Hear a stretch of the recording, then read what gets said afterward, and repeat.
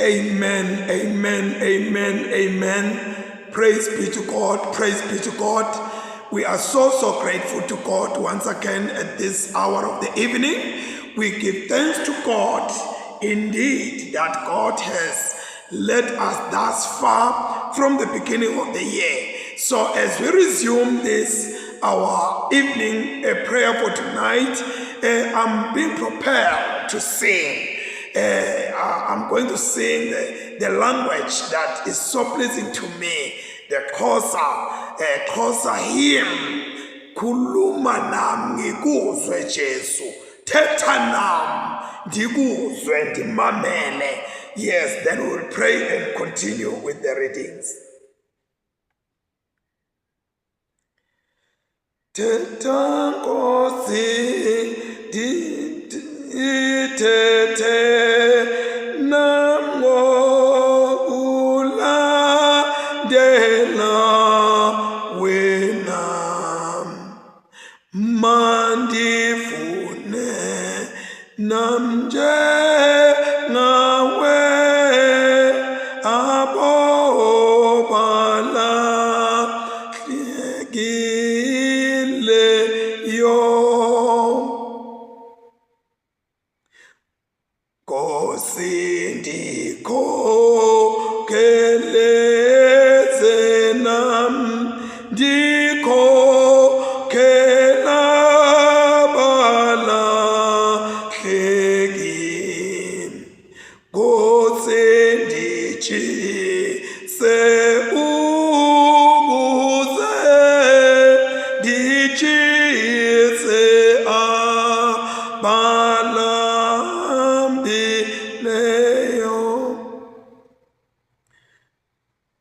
Ndomeleze ndithi ndimi njegulalwa olu nguwe,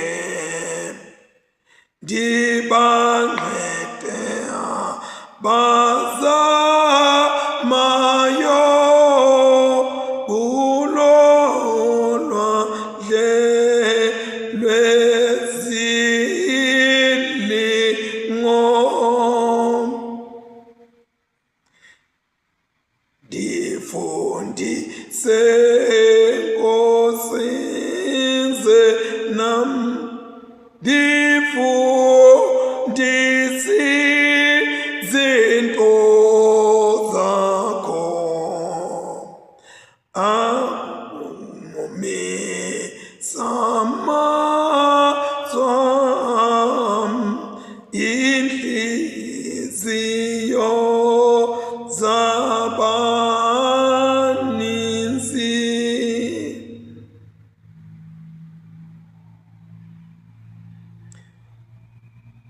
Phumla kwakho ndiphethe ndithethe ngamandla wabajafileyo kanye ilizwe liphuma kuwe. Nkosi ndihluthise ngawe, iza inhliziyo yam ngamazwi nangemicamango, ndiluxele uthando lwakho. Nkosi sebenza wena ngam ngendlela ethandwa nguwe. Ndibona ubuso bakho, ndibe ngodlela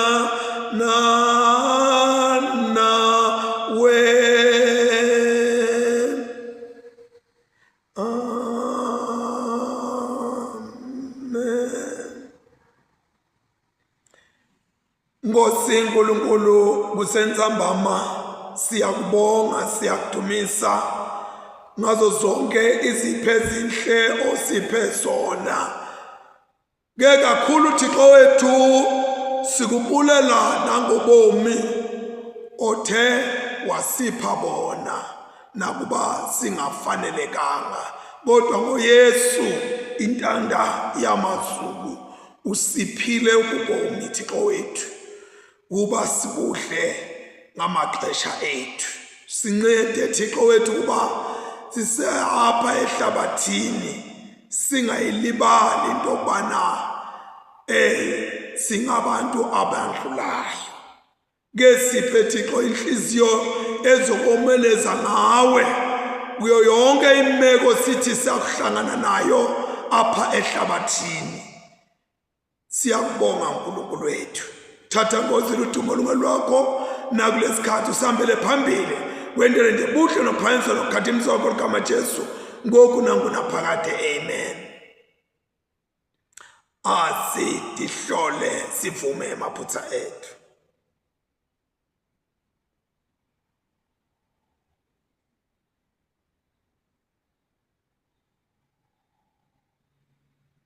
Nkulunkulu somandla, Baba wethu losezulwini, siyathoba siyavuma ukuthi sonile kuwe. Kuliqala lethu sonile ngecabanga nangekukhuluma nangekwenda nangekungakwendi lebekufanele sikwende. Ngenxa yeNkosi yakho Kristu inkosi yethu siyithethelele konke lesekwenzile, usende sikhonde ekhamba lokusha kude ligama lakho lidunyiswe. Nkulunkulu somandla sawukele usithelele izono zethu usigcine ekulungeni lokunini nanini ngaKristu Jesu inkosi yethu. Amen.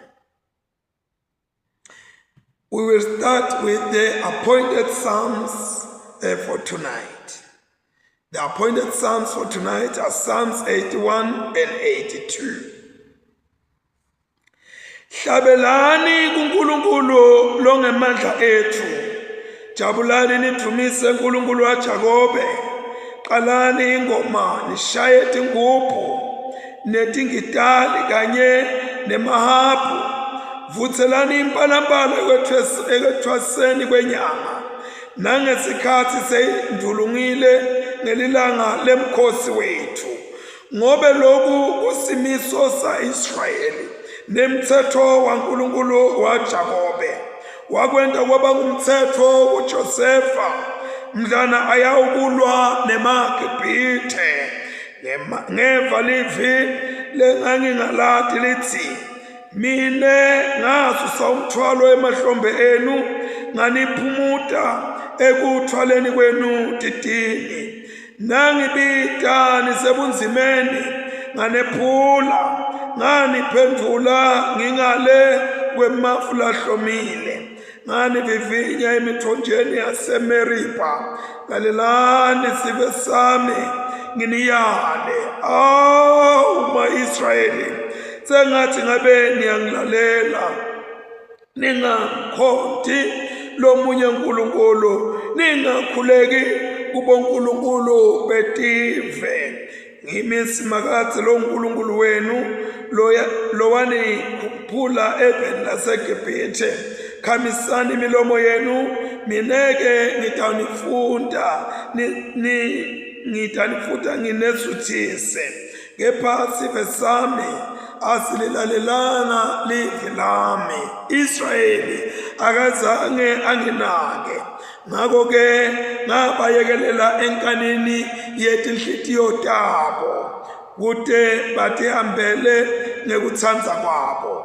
Maye kube sive sami siyangilalela, na Israyeli ahambe tindleleni tami. Titsa tabo bengitatehlula ngekushesha, ngesandla sami bengitakumelana netitsa tabo. Laba ngitondzako bebatakuta embi kwami, bete bashosha phansi ngematholo. Kujeziswa kwabo kuhlale ingunaphakade. bengiyawunipha kolo lomnanzi kakhulu, yebo bengiyawunesuthisa ngeluju lwetinyosi emathwala. uNkulunkulu ukhuluma emhlanganweni lomkhulu wehlulela bonkulunkulu uthi utawute kube ngunini nehlulela ngalokungakalungi, nikhetha tindlubu nishiye tingobe, vikelane emalungelo alabampofu netinzanzane, nimelele emalungelo alabacindzetelwe nalabaswele, bephuleni labampofu nalabaswele, nibakhulule esandleni salababi.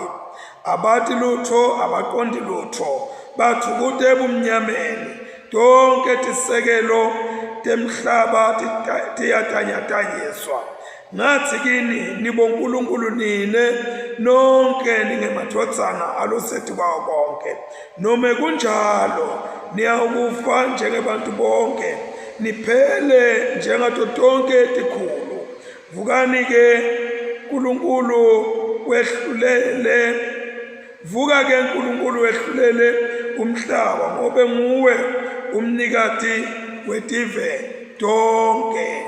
Akudunyiswe uyise nendvodzana namalo engcwele, njengoba bekunjalo ekuqaleni senjalo nanyalo kuyakuba njalo ukuthi abe nini nanini. Amen. Sifundo seqala siphuma eTestamenteni lelidala sibhaliwe encwadini yemprofethi Isaya sahluko 25. We are reading from verse 1 to 9. Awu simakathe wena uNkulunkulu wami, ngiyakuphakamisa ngilidumise libito lakho, ngobe kwethembeka kwakho lokuphelele, ngobe kwethembeka kwakho lokuphelele. Wende tintfo letimangalisako, tintfo letahlelwa enjulo. Lidolobha ulente laba yindunduma yemfuhlululu, yebo lidolobha lelibiyelwe laba tindzala. Siphelo sebetive sangebe sisaba ngilo lidolobha, lingeke liphindze lakhiwe kabusha. Ngako-ke tive letinemandla tiyawukudumisa, emadolobha etive letinelunya ayawukuhlonipha. Bewusiphephelo salabampofu, siphephelo salabaswele elusizini lwabo, siphephelo sekuvikela etivunguvungwini. Nemthundi ekushiseni kwelilanga, ngobe kuphefumula kwalabanelunya kufanana nesivunguvungu lesitimukula elubonzeni. Kunjengekushisa kwelihlane, wena ubinzisa luthuthuva lwebetive, njengekushisa nakuphotiswa lithunti lelifu, ibinziswa kanjalo ke ingoma yalabanelunya. Kulendzaba simakatse longisomandla utawukwentela bantu bonke lidzili lalokukhuluphele lelimnanzi, yebo lidzili leliwayini lelidzala lakadzeni, inyama lenhle kakhulu netinhlobo letimnanzi teliwayini. Kulendzaba uyawusa simbonyo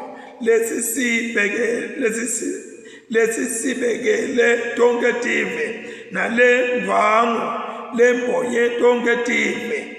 Aminde kufa phakatse naphakatse, somandla longusimakatse uyawesula tinyembeti kubo bonke buso, uyawususa lihlazo lesive sakhe emhlabeni wonke. Simakatse sewukhulumile.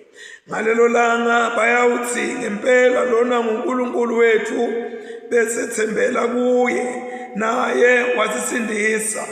Lona ngusimakatse lesethembele kuye asijabule sithokote ngensindiso yakhe. Siphela lapha sifundo sekuqala. Sifundo sesibili siphume eTestamenteni lelisha sibhaliwe encwadini yemvangeli longcwele Matewu sahluko sekuqala siqala ukufunda kuverse 1 kuya kuverse siqala kufunda verse 18 kuya ku-25. Matthew chapter 1 beginning with verse 18 to 25. Utalwa kwa Jesu Kristu kwabanjeke wathi Maria unina samiselwe Josefa basengakahlangani watholakala asakhuleliswe ngumoya longcwele. Kepha Josefa indvodza yakhe abe ngumuntu lolungile akathandzanga kumthela ngehlazo waqabanga safuna kumlahla ngesese kodwa asacabanga lokho wefika ingelosi yenkosi kuye ngeliphupho yathi Josefa ndodzana kaDavide ungesabi kumthatha Maria umkakho ngobe lokho lakukhulelwe kwamoya longcwele. Maria tawutala indvodzana uyetse libitwa uthi nguJesu ngobe nguye loyawusindisa abantu bakhe edolweni tabo. Konke lokhu kwentekela kugcwalisa lokwashiwo inkosi ngemprofeti lowathi bheka intombi iyawukhulelwa itale indvodzana libito layo kuyawuthiwa ngu-Emmanuel. Lokusho ukuthi uNkulunkulu unathi. Josefa nakavuka ebuthongweni wenta njengalokhu ingelosi yenkosi imtshelile wathatha Maria waba ngumkakhe kodwa akazange ahlangane naye waze watubula ngendvodzana wayetha libito wathi nguJesu. Siphela lapha sifundo sesibili. Ngiyaqela singene emkhulekweni. Babelolungile sesibongile Nkosi naleli live lakho lesa selifundile namhlanje nakusihlwa kule ndzawo. Maye Nkosi limnanzi liyaphilisa. Lingilo uNkulunkulu wethu lonamandla onke leli limana. Lingilo uNkulunkulu wethu lonamandla onke lesithi masizidla ngalo sijula sibese sihlangana nawe. Oh bayede Nkosi, bayede nzulu yemfihlakalo, bayede wena lohleli esihlalweni saphakade. Siyayibona indvodza yasendulo Nkosi leyilungile lengiJosefa leyayingathandi kumthela ngehlazo umkayo Maria kodwa uNkulunkulu yakwenta konke ijule emcabangweni. Siyabonga babe sihlwa kweuthi masijula emcabangweni yethu akwenteke Nkosi sibuye singenalutho. Le ndvodza yajula Nkosi icabangisisa ukuthi sengenta njani yase kuyafikela ukuthi ngitamlahla lo mfati kodwa lokho ngitakwenta ngendlela lehloniphekile ukuthi I will divorce her privately. Oh my God and my Father, while he was in that deep meditation and trying to find his way out, the angel of the Lord appeared to him and said, Joseph, don't divorce your wife, for what she is pregnant of is of the Holy Spirit, and she will give birth to a son. You will name him Jesus, for he is the one that he will save his people from their sins. And when Joseph woke up from the sleep, he did obey the command. He did obey the word of the angel of the Lord, and he took Mary as his wife. My God and my Father, siyathandaza babe sehlule Nkosi noma ngabe uNkulunkulu wethu sesiyimidlwembe lenjani kodwa uNkulunkulu wethu sehlule Nkosi sisaqabanga, sehlule Nkosi njengoba wamehlula naJosefa wasendulo, wavuka wamthatha Maria wangede walinaka lihlazo lebese kangene kilo, ngoba Nkosi lihlazo alisilo lihlazo uma ngabe Nkosi masilalela livi lakho. My God and my Father, we pray this is a season, my God and my Father, that we have to obey the word, my God and my Father, as Joseph did. He obeyed the word and he named him Jesus, for the angel had told him so. Take glory, Lord, we pray in Jesus' mighty name. Amen and amen. Thank you very much, brothers and sisters, wherever you are. We really appreciate your fellowship. And this time around, we just quickly go to the market and we'll just pick up the bottle of water to drink, and then we come. Today, we are going to take it from the book of Isaiah instead of the gospel. So there's a shift tonight. Amen and amen. Praise be to God.